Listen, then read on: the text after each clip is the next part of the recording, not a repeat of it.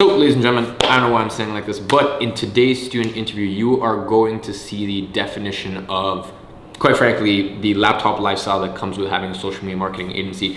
And to be honest, I am not really a huge proponent of the laptop lifestyle. I guess just for me personally, I've made videos on the past literally where I'm in Bali. Well, actually, I'm being a bit of a hypocrite right now. I'm getting kicked out for 2.5 months. Okay, I'm not so much a proponent of like sort of the laptop lifestyle, you know, every 2 weeks move and this and that. I am a proponent for like go to somewhere for like 3 months or 4 months, depending where your visa allows, and settle and, you know, get into deep focus work mode, just in a different country. So yeah. It's been a little bit of a hypocrite there. But look, my point is, the thing I love so much about this student interview is this student isn't particularly making crazy amounts of money whatsoever, but Evan is living to a T his dream lifestyle. To a T. Now, I've known Evan for almost 2 years at this point. He actually bought Six Figure SMA, came to a Meridian Mastermind, actually at my old place in London, obviously as an agency incubator. And as I said, I know Evan very, very well. I know his character, and it is so beautiful for me to see him create a business that serves him, not the other way around. Okay, his business, everything is so intentional, down to the way that he actually something that I'm so vehemently against. He has broken my advice and gone against what I've said because he has figured out his exact agency he wants and reverse engineers the steps in order to make that happen. And that everything just ties together into the lifestyle that he wants. It's very, very fascinating. And yeah, you know, I don't want to ramble on anymore. You guys are in for an absolute treat, and I'll go ahead and roll it. Ladies and gentlemen, welcome back to another student interview. I am looking forward to this one. Evan and I have known each other for how long? It's been two and a half? Probably since 2.5, 3 years or so, probably spanning back to beginning of 2018. Yeah. Yeah, that's awesome. Well, yeah, since then you've gone on and built an agency that is exactly by your design. And that's a thing that like I love so much about your story. It's not, and you were saying off camera, like, to be very blunt, like, you don't want to build an agency that's making 30, 40, 50K a month. Like, you love where your agency is at. And I also know that you're very specific on the sort of client you work with. And like, I know you feel a lot of fulfillment from, like, working with exactly the sort of client that you have always wanted to work with. And as I said, just having that agency for, building a lifestyle business. And, that's really what you want. And we're going to mention some nuanced points where you went against the mold because you knew what you wanted, and that permeated throughout every single decision. So before we get into that juicy stuff, where did this all start for you, agency life? Wow. All probably started out back when I was going to school for broadcasting. So I started doing that in around 2015. So I always wanted to be an actor growing up. I was doing principal acting work. For those that don't know, it's like going out to auditions where you're auditioning for roles between 1 to 10 lines. So in Vancouver, where I live, where I grew up as well, it's known as Hollywood North. So I was really involved in the acting community, on-camera community, theater community growing up. And I wanted to translate that into a job. So that's when I ended up going to broadcasting school, and I focused in on radio broadcasting. But at the same time in that program, there's a whole component of promotions and social media. I ended up at the end of that program getting an internship with one of the biggest media companies in Canada. So I was doing promotions and social media for that company, for the radio stations out here in Vancouver. Then they didn't hate me, so they actually ended up hiring me. So they brought me on to their team. So I was there for around 6-7 months before I was like, holy crap, I'm doing way too much work. I was doing blog work, I was doing copy, I was doing content, I was doing pretty much every single thing under the moon for this company, while getting paid around 15 Canadian an hour to do it, which translates into, if you're in the US, that's around like 11.50 US to 12 US an hour. Or that translates into pounds. I think that's like 9 or 10 pounds or something like that per hour. Not very good for the amount of work that I was doing. So then I was like, oh, screw this. Like, I don't really want to do this anymore. I can probably figure this out on my own. Me being me, I jumped into the deep end of a pool. first before knowing how to swim. That's when I started doing social media freelance work at the end of 2017, beginning of 2018. I actually managed to get 4 clients in 2 days of social media marketing freelance work, but that included content, management, as well as like some paid traffic work as well. And you can imagine you can imagine anyone doing all 3 types of services all in a short amount of time. I wanted to blow my brains out. It was so hectic. There was so much going on. And I was like, holy crap, like I have no idea what I wanted to do or what I was doing. So I ended up fulfilling my contractual obligations because I did 2-month contracts at that time, because I realized like, oh, they're going to probably want to leave me in that first month and I want that second month to be in there, when it was actually the opposite. I actually wanted to leave after that like first month, because I was just doing way too much. How much I were the just had no retainers, by the way? focus. Oh my God, they're like 500 each or something like that, 500 US each, like something like very, very minuscule. And I was doing all the work myself. I was just a freelancer at that point. So that's when I ended up like really contemplating, really thinking like, oh my God, I need a break. I need to get out of here, because I did this freelance work so that I would do less work and do stuff that I really wanted to do, when it was actually the opposite. It's funny how that usually happens. So that's when I ended up screwing off to South America for a couple months. So I ended up going to Ecuador and Peru for a couple months, because I just love traveling. I've traveled like all over the place. I've been to like Kenya and Africa, Southeast Asia, UK, Eastern Europe. I've been to a lot of different places. So travel was always something that I really, really enjoyed and really loved to do. So I ended up just going down to Ecuador and Peru just to go relax, go party, go unwind, and just kind of forget about it. But during that time, I did a lot of contemplation and really tried to figure out like, okay, like what am I doing? Like what's going on here? So that's when I actually got in touch with yourself. I think that was around like June or May of 2018, when I really started to focus in and hone in on some of the things that you said, which was, instead of working in the business, you got to work on the business. So that's when I got in touch with yourself. And then that's when I really started to focus in and niche down before the Meridian Mastermind. So I think I went out to the Meridian Mastermind at your place in Chelsea at the end of September, early October of 2018. So that's when I really, really narrowed down and focused in on a niche, and I incorporated my business as well in Canada, just so that it would be a lot easier for paperwork and getting Stripe payments all through and stuff. So yeah, that's pretty much like the gist of that long-winded like yearly story condensed down into like 3 or 4 minutes. So, you know, it was at that point. Okay, that's September 2018. Obviously, you come into contact with my teaching and whatnot. So it's been 18-ish months since then. And I feel as around though, that. so I know present day, and, you know, obviously running GrowYourAgency.com, I have come across and I've helped, and I am aware of thousands of stories of agency owners. And like, I know when I look in a member of the Grow Your Agency's eyes, and it doesn't matter how much money they're making or necessarily how long they've been in it.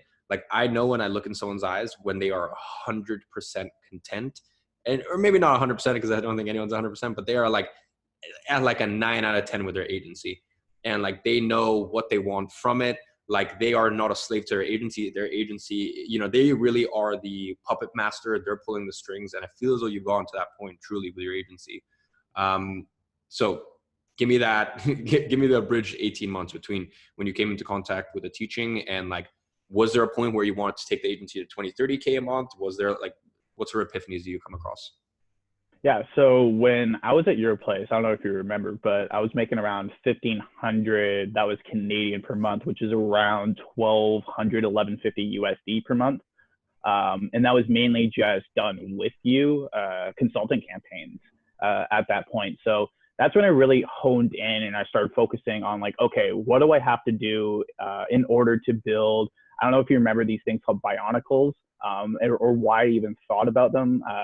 Because I was pretty into it when I was around like 10 years old or so. But I was thinking like, okay, how do you build like a Bionicle? Okay, I need to create like an instruction map of how to piece all this stuff together. And that's what I pretty much did with the agency, was trying to figure out like, okay, So this gear goes here, these legs end up going there, there's the arms are attached, there's the torso.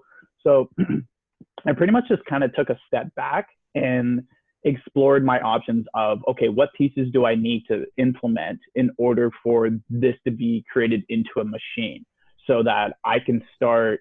So all I have to do is pretty much just like oil up the machine, maybe switch a couple parts every few months or so if something ends up getting worn down or anything like that.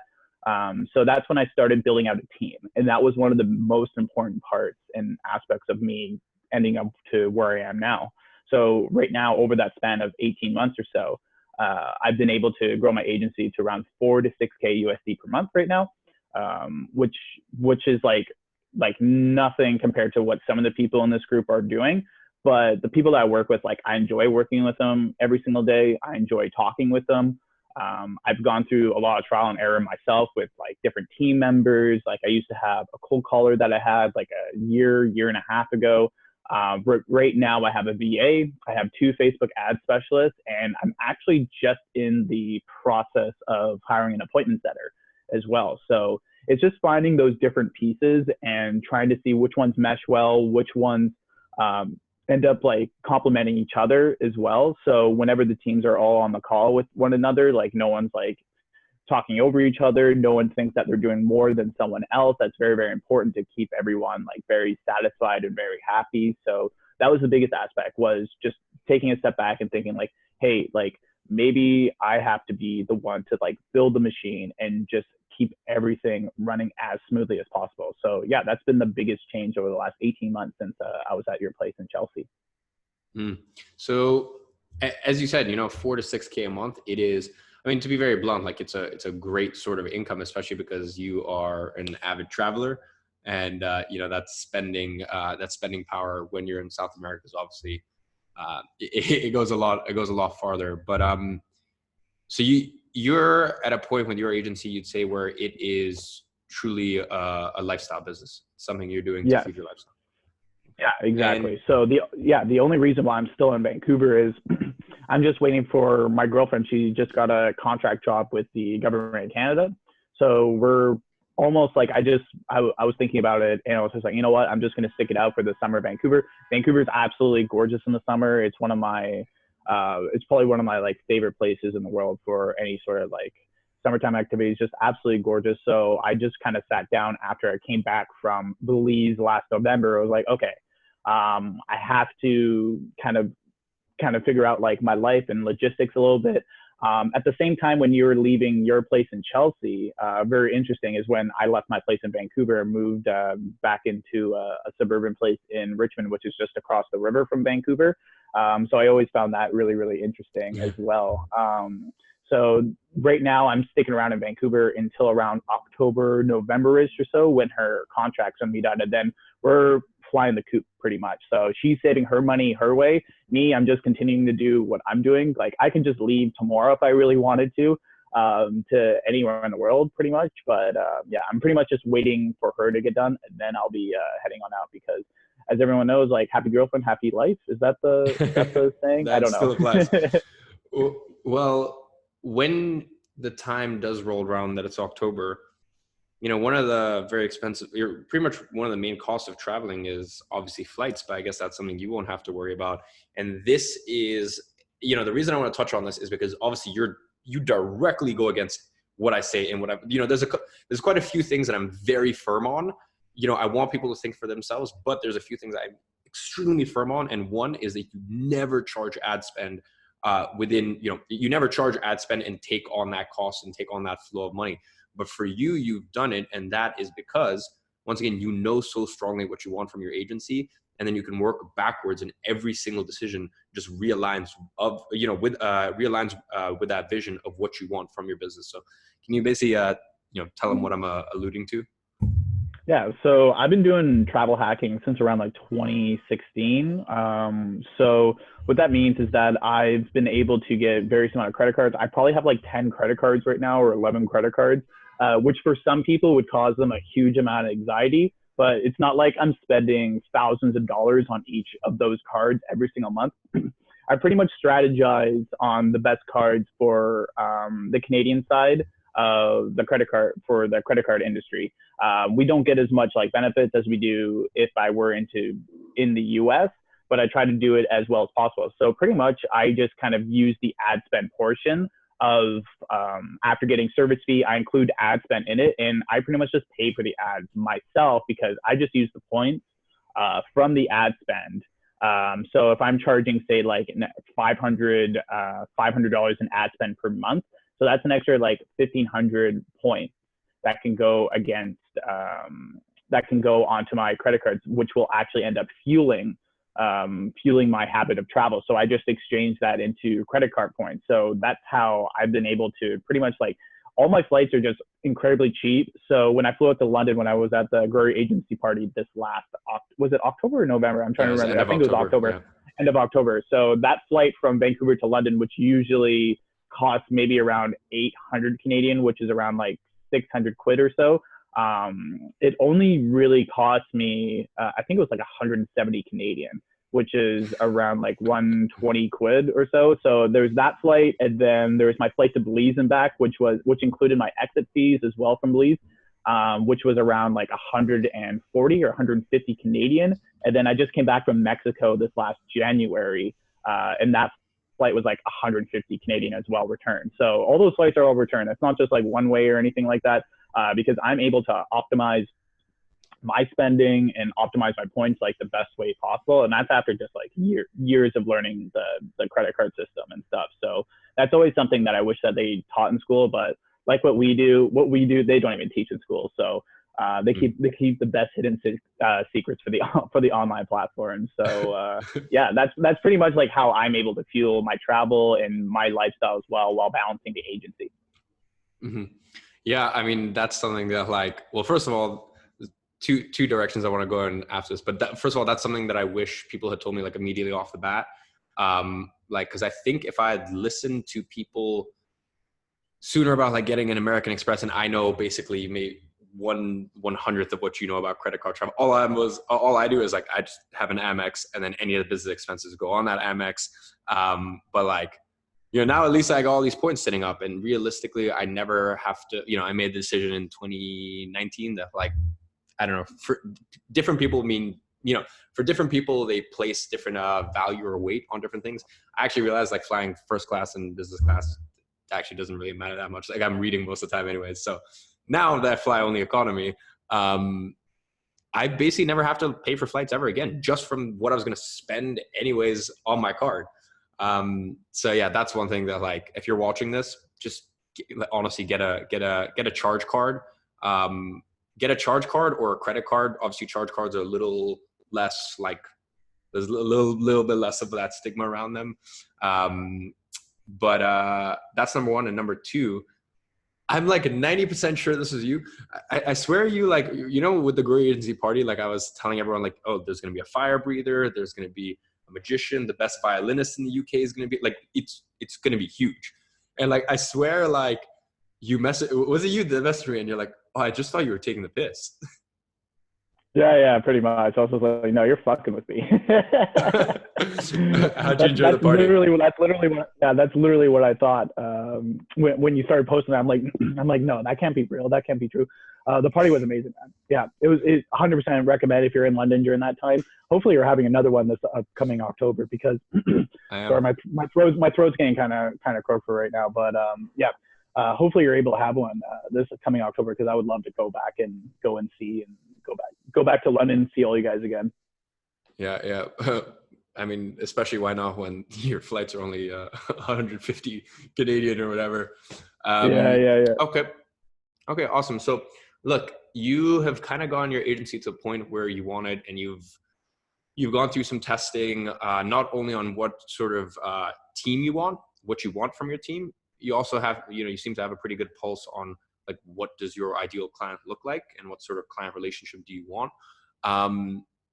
What do the next 1, 2, 3, 4, 5 years look like for you with your agency? Like, do you see yourself in 3 years, using this to sustain yourself for the next 3 years and then pivot into something else? Or for the rest of your life, are you thinking like, I'm just gonna have my agency, and no matter what's going on in the market, whatever's working best to deliver the results, I'll pivot to that, but I'll still have an agency, because I understand as you said, you understand how each piece slots together. And kind of once you have that, that bird's eye view of how each cog comes into place, it's just about like, I mean, piecing it together, quite frankly. So yeah, what does the next 1, 3, 5 years look like for you?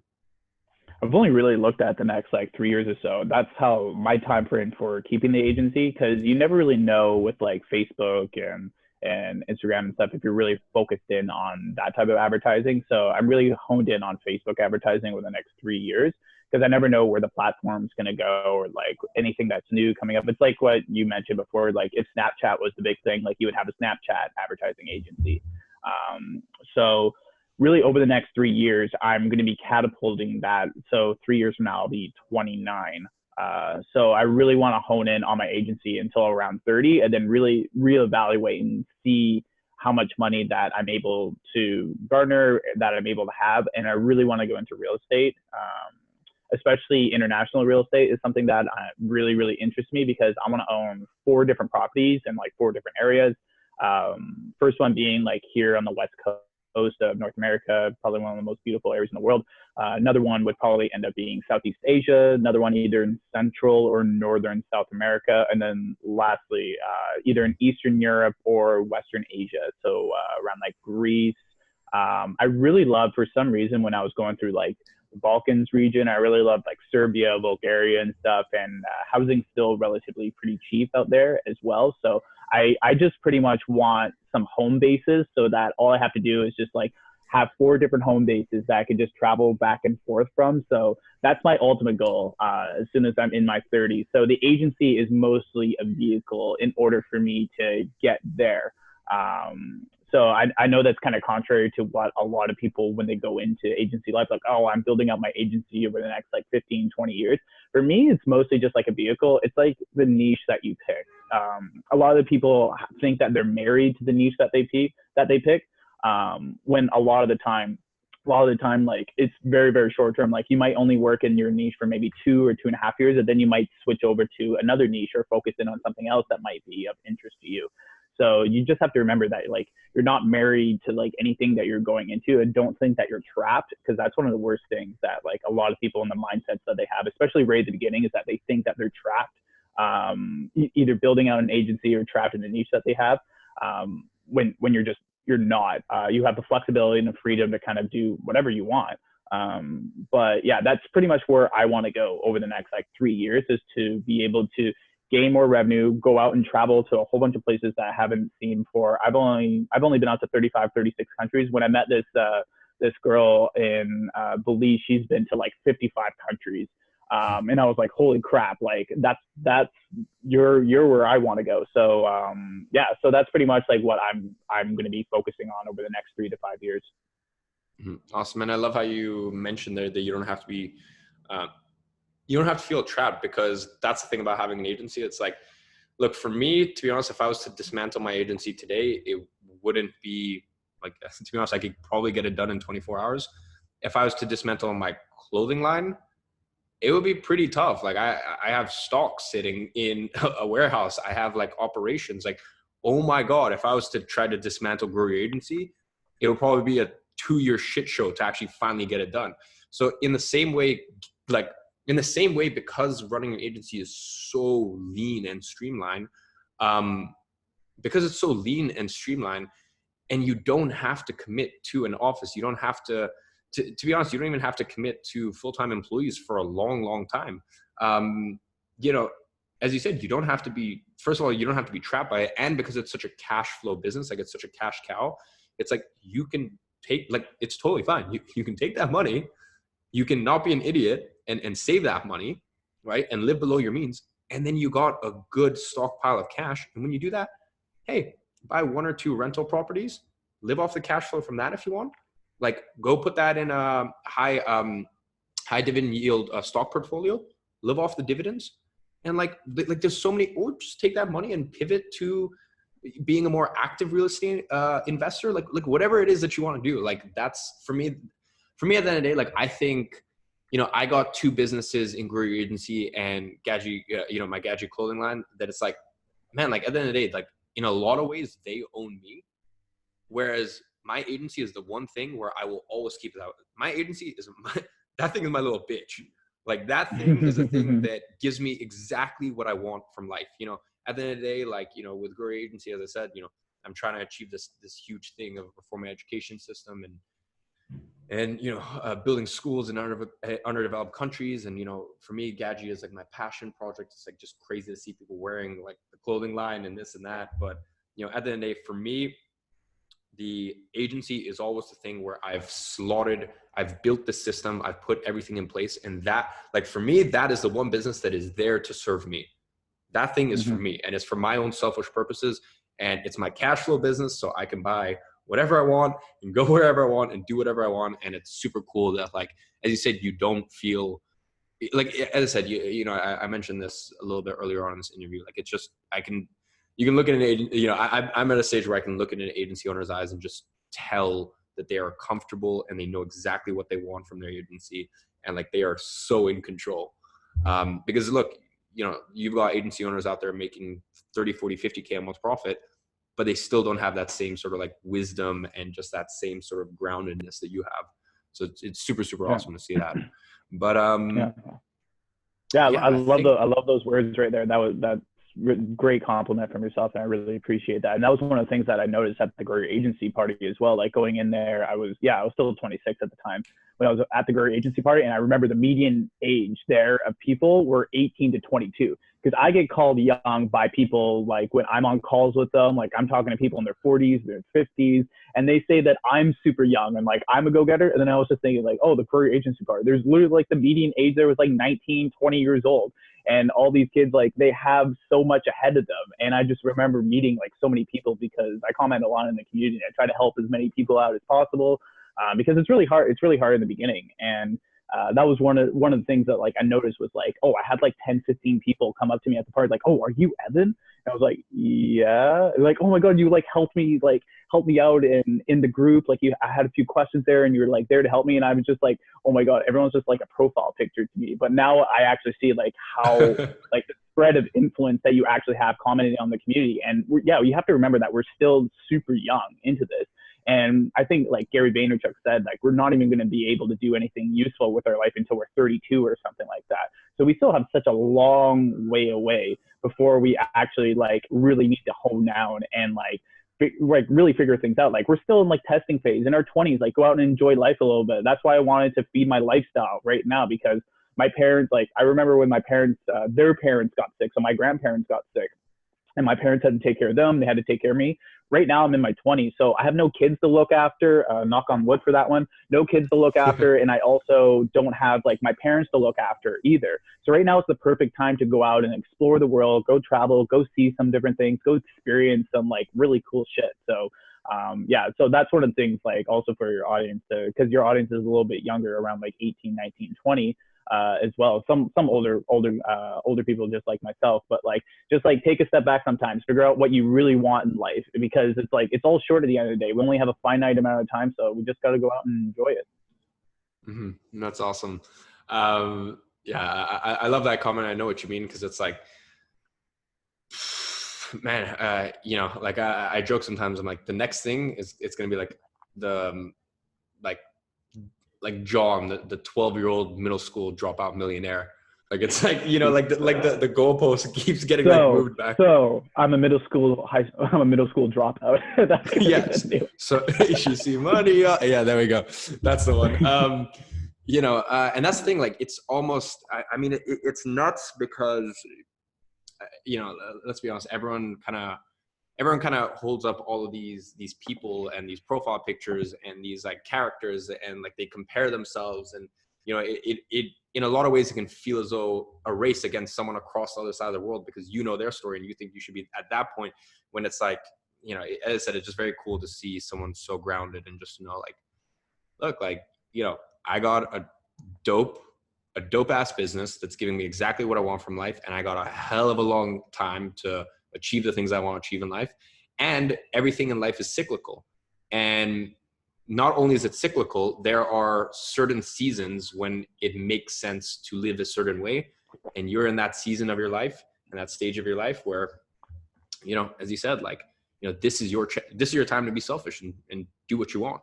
Yeah. Yeah, exactly. I think my girlfriend, she did mention something to me that I think she reminded me of something when I told her that I was chatting with you today. She told me yesterday, like, hey, didn't you say that you're really jealous of Iman because he was 20 years old and made £1 million and was going out to do ayahuasca in the middle of the Mexican forest? I'm like, yes. That's one of my life regrets. Well, I mean, that's something you're going to be doing soon, right? Yeah, I'm looking at like various different like opportunities to be able to go out and do that, but I always have to wait until the time is right because I never like it's one of those things you have to go out and be like in the right mind space, be surrounded by the right people and stuff, and have that right amount of time for like relaxation with like the medicine and all that sort of stuff. So yeah, that is something that I'm looking to do before I'm 30. So yeah. Awesome. Awesome. Well, dude, I think it's been an incredible interview. And yeah, as I said, like, I just love the fact that, yes, we touched on some granular stuff, but most of it was just like hopefully giving the audience a lot of perspective as to like, you don't have to be so obsessed over a 90-day slope. Like, just like zoom out a bit and like look at it in terms of decades. So yeah, just want to say thank you so much for taking your time and sharing your wisdom. Dude, it's always a pleasure to be on here with you.